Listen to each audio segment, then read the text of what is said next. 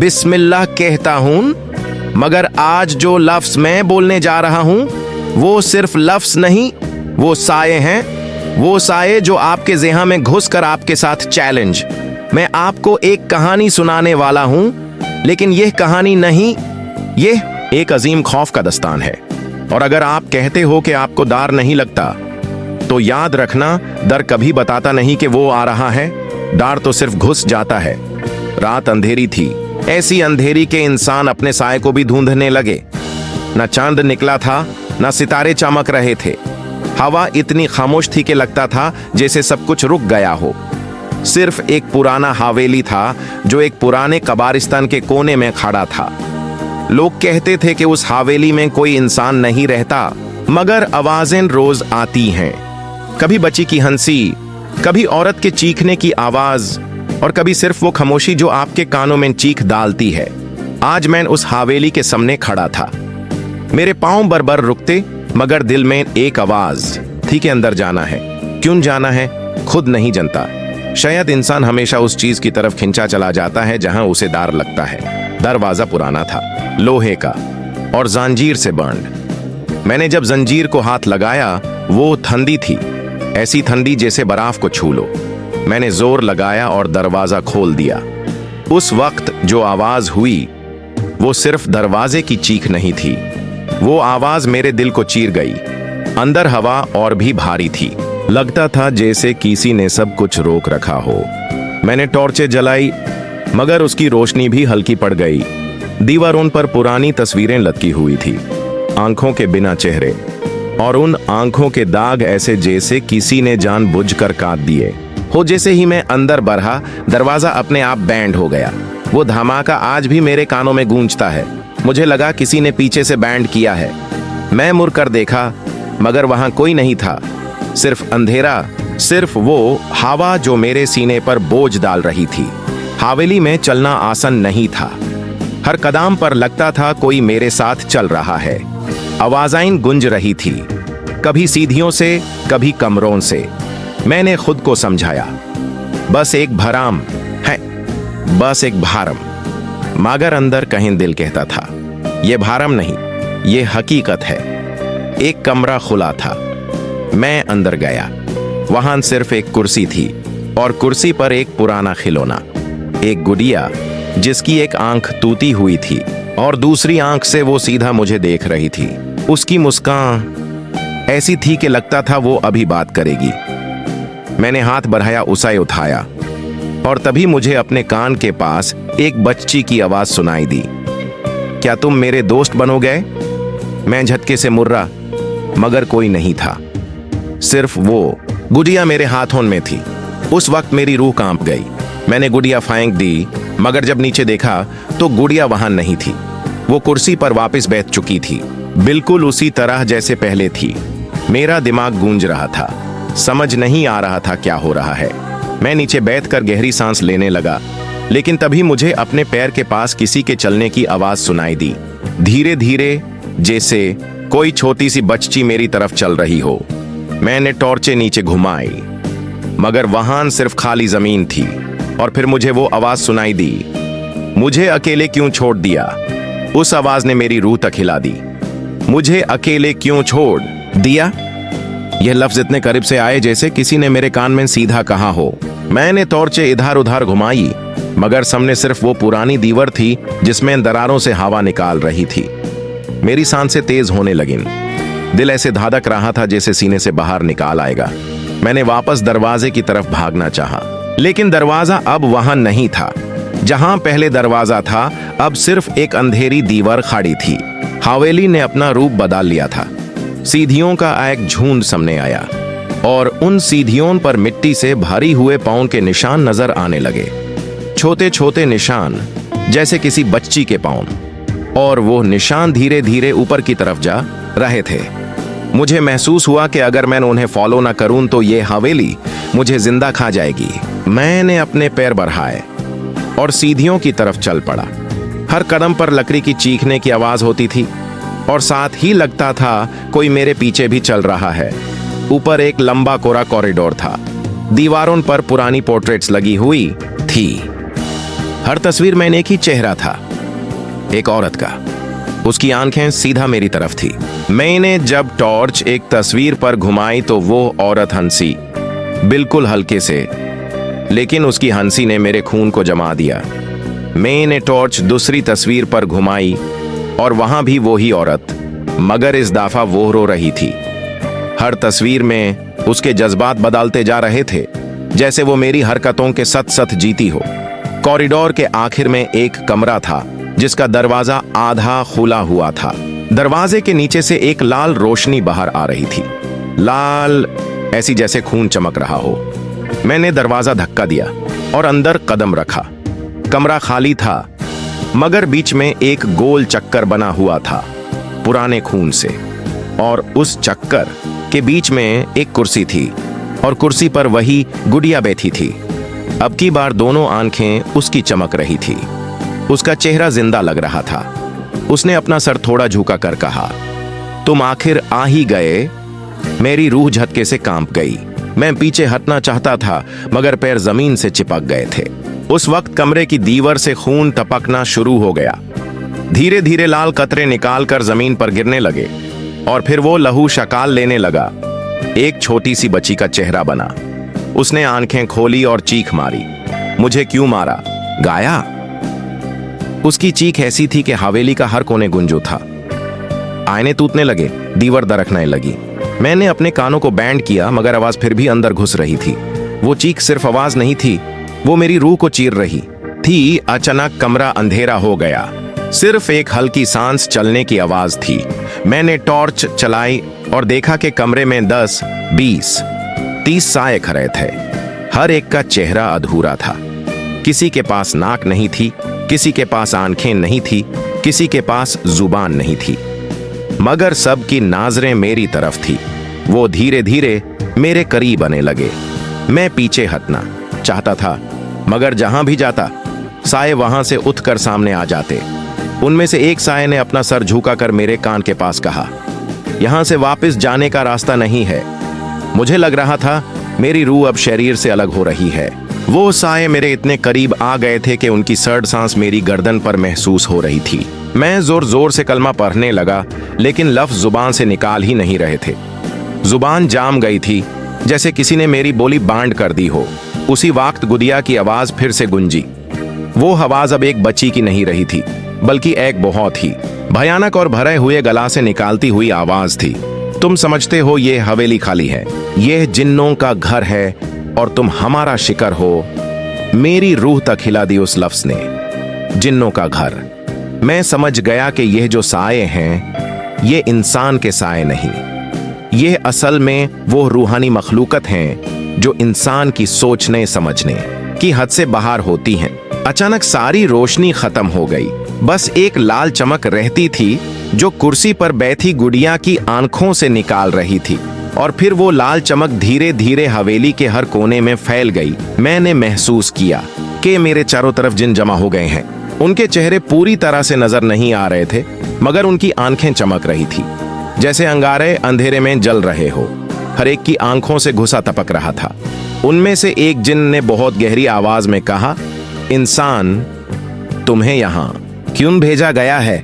क्या तुम्हें मालूम नहीं कि यह मकाम इंसानों के लिए नहीं बना? मैंने हिम्मत करके कहा, मैं सिर्फ यहाँ देखने आया था, मैं किसी को तकलीफ देने नहीं आया। उस जिन ने इतनी जोर से चीखा कि दीवार दरार गई। झूठ मत बोलो, जो भी यहाँ आता है वो खुद नहीं आता, उससे खींच कर लाया जाता है। तुम्हें भी बुलाया गया है। मेरी सांसें रुक गई। बुलाया गया? किसने बुलाया? मुझे याद आया वो गुड़िया, वो आवाज, वो बच्ची जो बार बार कहती थी, मुझे अकेले क्यों छोड़ दिया।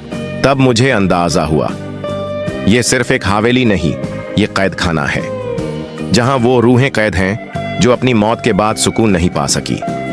उनकी चीखों ने इन जिन्नों को खुद बुलाया, और अब ये हवेली उनकी शिकारगाह बन गई। अचानक हवेली की दीवार से एक छाया अलग हुई।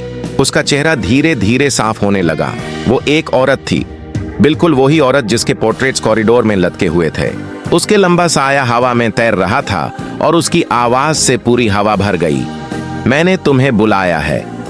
उसने अपना हाथ उठाया और मेरे सामने एक मंजर बन गया।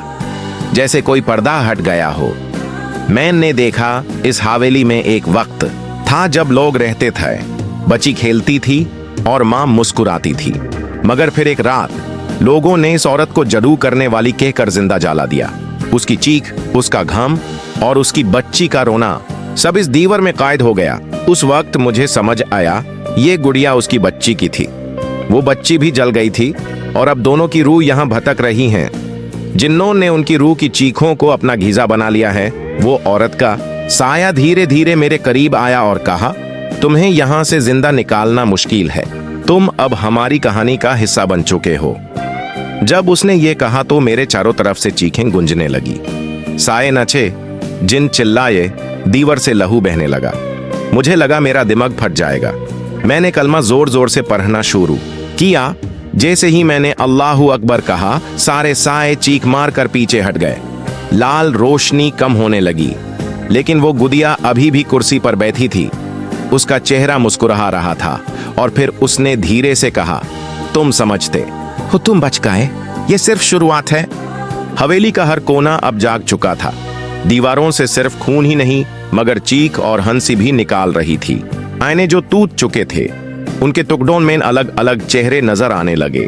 किसी का गाला कटा हुआ, किसी की आंख निकाल चुकी, किसी के होंठ सिले हुए। हर टुकड़ा अलग कहानी सुना रहा था और हर कहानी का अंजाम सिर्फ मौत था।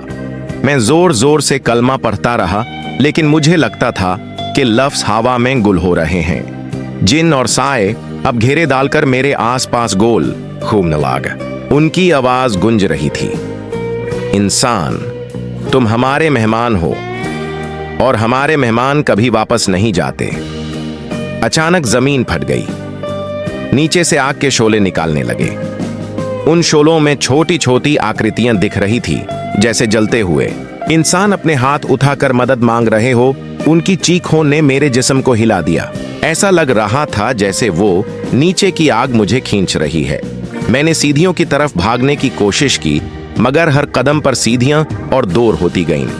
मैं भागता गया मगर मंजिल नजदीक नहीं आई। हवेली अपने आप को बढ़ाती जा रही थी।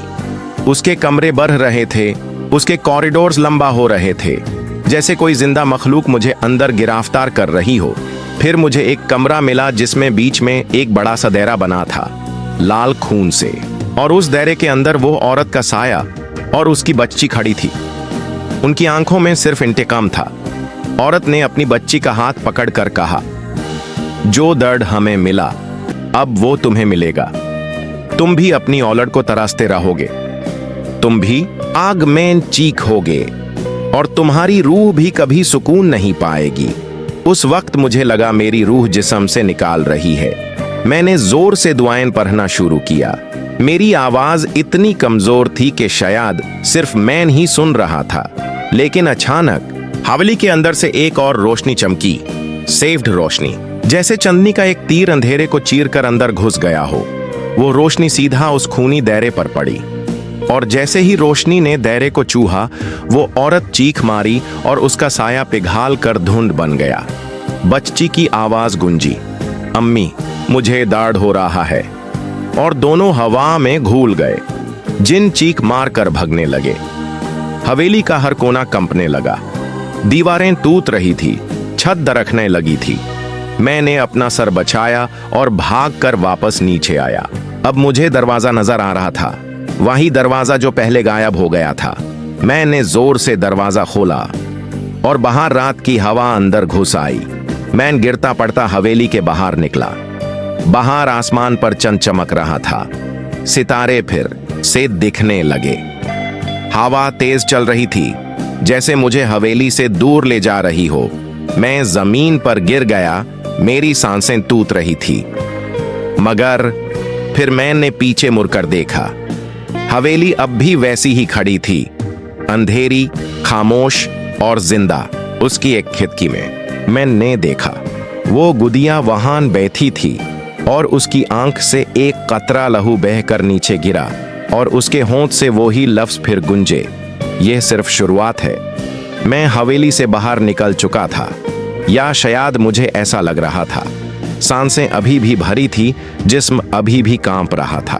चांदनी रात में मैं हवा में गहरा सांस लेने लगा, लेकिन हवा में अब भी जलती हुई लकड़ियों की बू थी, जैसे हवेली का दाढ़ अब मेरे अंदर घुस गया हो। मैंने जमीन पर बैठकर आंखें बैंड कर दी और अल्लाह का नाम लेने लगा। कलमा पढ़ता रहा, दुआ करता रहा। धीरे धीरे मेरी सांस संभाल गई। मैंने सोचा शायद मैं बच गया हूं, शायद ये सब खत्म हो गया। मगर फिर मेरे कान में एक आवाज गूंजी, हल्की लेकिन बहुत करीब से। तुम्हें लगा तुम बच गए? मैंने झटके से आंखें खोली। सामने हवेली नहीं थी, सामने मेरा अपना घर था। मैं अपने कमरे के अंदर था, वही कमरा जहां मैंने अक्सर खुद को महफूज समझा। दीवार पर वही घड़ी लटकी थी जो रोज 12 बजते ही बैंड हो जाती थी। कुर्सी पर मेरा कपड़ा पड़ा था, सब वैसा ही था, लेकिन एक चीज अलग थी। मेरी कुर्सी पर वही गुड़िया बैठी थी, उसकी आंखें लाल चमक रही थी और उसका चेहरा धीरे धीरे जिंदा इंसान या ऐसा लगने लगा। उसने अपना सिर उठाया और सीधा मुझे देखा। फिर वही बच्ची की आवाज सुनाई दी, मुझे अकेले क्यों छोड़ दिया? मेरी रूह जम गई। मैंने अपने कमरे का दरवाजा खोला और भागकर बाहर निकाल गया। मगर जो मंजर बाहर था वो और भी खौफनाक था। सड़क पर कोई नहीं था, आसमान का रंग लाल हो चुका था, सितारे गायब हो गए थे। हर दीवार पर लहू के निशान थे और हर कोने से चीखों की आवाज आ रही थी। मैंने पहचाना ये मेरा शहर नहीं था, ये हवेली के अंदर का शहर था। समझ आया कि मैं कभी हवेली से बाहर निकला ही नहीं। जो कुछ भी मुझे लगा कि बच गया हूं, वो सिर्फ एक चल था। अब मैं इसी दस्तान का हिस्सा था। मेरे कदम धीरे हो गए। मैं चिल्लाना चाहता था, लेकिन आवाज ही नहीं निकली।